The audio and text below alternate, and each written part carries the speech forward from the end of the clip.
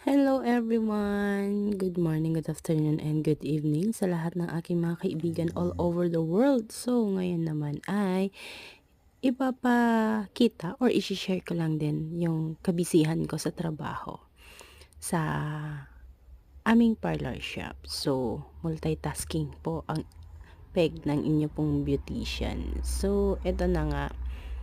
Habang naghihintay si ate sa kanyang keratin treatment, may ginugupitan ako at may iba na namang ginugupitan. At syempre, nakakatuwa dahil sa parlor shop, nagkakaroon ako ng mga kaibigan, kakwentuhan, katawanan. So, hindi ka po talaga mai-stress dahil naman sa napakabait kong mga kliyente. Kakatuwa dahil sila po ay napakabait at napaka-supportive. So, eto na nga. Thank you ulit sa panonood. So, till next time. Take care everyone!